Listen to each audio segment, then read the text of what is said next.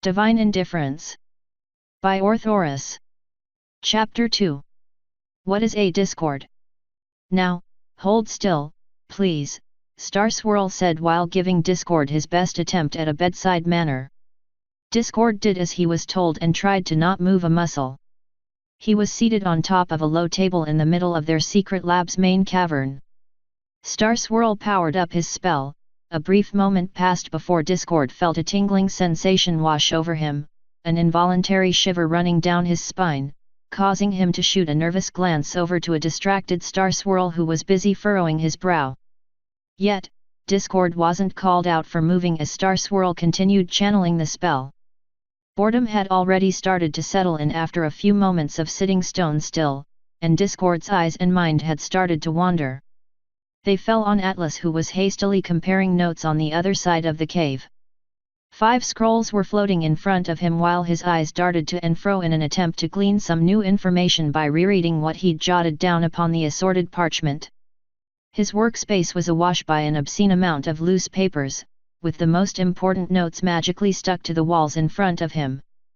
The experiment to create new runes, or rediscover old runes, was still underway. Lynx, while their most promising rune yet, was still not perfect. It was able to properly function for about half an hour before failing. In about to find a solution to the flaw, Atlas and Star Swirl set out to find yet another new rune to stabilize the first one. In an attempt to take his mind off the perplexing problem, Star Swirl decided to do something else for a while, and that something else happened to be experimenting on Discord. The reason for the Draconequus existence was still a mystery, and the answer was currently limited to, there was an accident with runes. Of course, tests had been performed on Discord before by other unicorns, but their findings had been deemed top secret and were not even disclosed to Discord's surrogate father, which meant they'd just have to run their own tests if they wanted to know more. Alright, you can move for the next one, but at least try to stay on the table this time please, Star Swirl said as he jotted down some notes on his clipboard. Discord hadn't even noticed that the previous spell had finished when Star Swirl cast the next. Contrary to before, the current spell couldn't be felt by Discord at all. So he was at least grateful for one less annoyance. A completely new species created by runic magic, Discord was an oddity among ponies. The townsfolk were always clamoring to ask him questions, where he came from, what kind of magic he had, and a lot of the ponies were thoroughly surprised when the little Draconequus said that a unicorn pony was his father. Yet, despite all the attention, being the only one of his kind made Discord feel like he didn't belong, like he was a wolf in sheep's clothing. Ironically, it was probably Discord who was the most interested in what the test results might say. He was a completely unique being in the world, technically a new species really. Ponies were around him all the time, so he got used to them pretty quickly. One of them was his father after all. Yet, he could never really shake that feeling of being an outsider, someone who doesn't belong. When Discord demonstrated his magic to any intrigued ponies, they became hesitant around him. No pony knew what he was ultimately capable of, or what could happen if his powers should go awry. It didn't help that he looked, for the lack of a better word, like an abomination. During his time in the Crystal Kingdom, he'd been called all sorts of names, mostly by older ponies, but Atlas taught him to ignore them. According to his father, they were little more than fools stuck in the old ways of judging others by their appearances. Atlas's words of wisdom were proven true when the Wendigos started to feed off the prejudices of the 3 tribes. Discord would never admit it, but he sometimes had nightmares about the months they'd spent in the kingdom after the Wendigos arrived. He'd tried to put up a strong front to keep Atlas calm, since it had been Discord's idea in the first place to stay behind instead of evacuating with Crimson and his family. Discord's faith in his father was remarkably unshakable. He trusted Atlas's word on things he normally would question from any pony else. After all that Atlas had done for him, despite not even being his real father, how could he not? Atlas had raised him, fed him, protected him, and even helped him get his magic under control. Of course, there had been the time where Discord found his father's journal.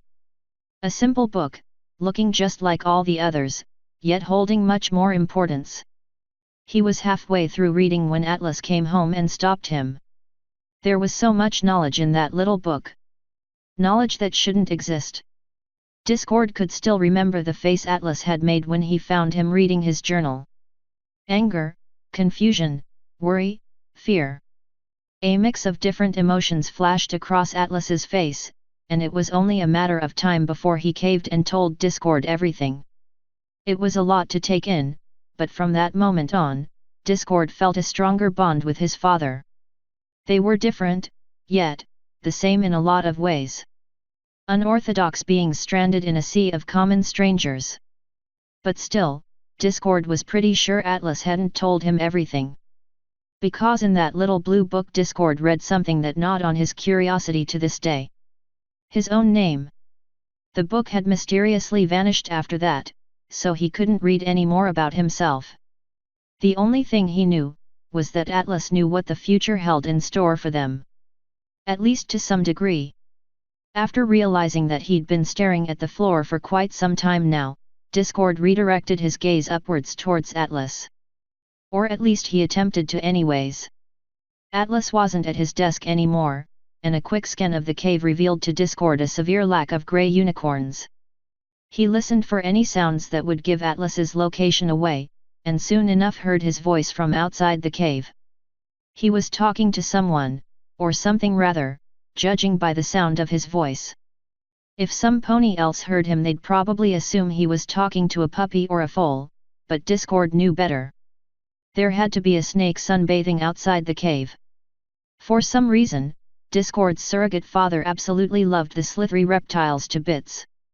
Whenever one appeared anywhere around their cave, he dropped everything he was currently doing and went out to play with them. Albeit the word that informed him of their sneaky visitors was a bit much in Discord's opinion. "All right, that was the last one," Star Swirl exclaimed happily, ripping Discord from his ruminations. "Finally," Discord said overdramatically, stretching his limbs to impossible lengths with a satisfied groan. "Can I go now?" "Ha ha ha, no," Star Swirl said, shooting him down. "Those were only the magical tests. Next up are the standard physical tests, like eyesight and blood pressure. You do have blood inside you, right?" Discord racked his brain, but as far as he could remember he'd never been injured. Even the researchers back in the Crystal Kingdom never took blood from him. Not for a lack of trying though, no, Discord just simply refused to let them take any. I don't know." What otherwise seemed to be a simple question threw Discord's mind into a panic. Was there blood inside him? What if there wasn't? The implications spawned thousands of questions inside Discord's head, and now, more than ever, he craved answers. Answers about himself that he absolutely needed to know. "That's quite all right, we're about to find out," Star Swirl said, slightly taken aback. "Just follow me over here please." Star Swirl led Discord towards another table with all kinds of random knickknacks and items on it, and Discord followed close behind, eager to find out more about himself. Asterisk. Discord sat on a tree stump in the forest a fair distance away from the cave he called home. The small clearing he was at served as a practicing stage, far away from the world's prying eyes. Here, he perfected various theatrical plays he put on for his father, and sometimes Star Swirl. Out here, he could really focus on what he wanted to do and play around with his magic in order to find the perfect spells to support his acting. As a single pony acting troupe, he had to play all the roles himself after all. It wasn't too much of an issue though, since Discord could simply create duplicates of himself. His magic was oddly suited for the stage in that regard, as Atlas had repeatedly stated. Being able to conjure things out of thin air with the snap of a talon, like props, other actors, and even background music allowed Discord to really bring his performances to life. At first, Discord only used simple props while performing short plays. But now he had moved on to plays that Atlas said were almost indistinguishable from movies, whatever that meant. The important part was that Atlas enjoyed them a great deal. Atlas's reactions were what kept Discord interested in them in the first place. They confirmed that he was doing everything right, or sometimes, showed him his shortcomings. According to Star Swirl, it would be a few days at least until the test results were complete. So, to take his mind off the somewhat disturbing thoughts swirling around in his head, Discord had come out here to practice. With his eyes closed, Discord sat cross-legged on his favorite stump, focusing on what he had currently established for his play. Letting his thoughts play out like images before his closed eyes as he did a mental practice run. The play he was currently preparing for was originally his favorite bedtime story. Atlas had told a lot of different stories, each fantastical and unique in their own right. But, the one that captured Discord's heart the most, was a story about finding one's place in a world that shunned all things different. He could relate to the main character, that's why he loved the ending so much, where finally, everything turned out all right. Discord's eyes snapped open once his mental run-through was finished. The play was far from perfect, but he wanted to do a practice run while actually playing it out. Stepping into the center of the clearing like an actor taking the main stage, he took a deep breath before snapping his fingers once, and a small card housing that looked like a puppet theater popped up.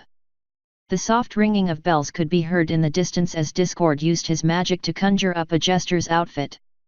"Listen. They're beautiful, no?" he asked his invisible audience while cupping his lion paw to his ear. So many choirs of sound, so many changing moods, because they do not ring all by themselves. They don't. A mini Discord appeared and asked the question in an annoyingly high-pitched voice. "No, you silly boy." Discord answered the question with a shake of his head. "Up there, high in the dark bell tower, lives the mysterious bell ringer." He gestured towards an invisible building off in the distance, while the soft chiming of the bells changed their tune time and time again. "Who is this creature?" Discord asked. "Who?" echoed the smaller Discord mockingly. "What is he? What? How did he come to be there? How?" "Hush!" Discord reprimanded his smaller self, smacking him over the head with a wooden stick. "Discord will tell you," he continued in a mysterious voice. "It is a tale of a man, and a monster." Putting emphasis on the last word, Discord fully immersed himself in his made-up world. Temporarily forgetting all about his worries, and instead, thinking of the songs that should be in this play according to Atlas. And how neither of them could sing, at all. Author's note.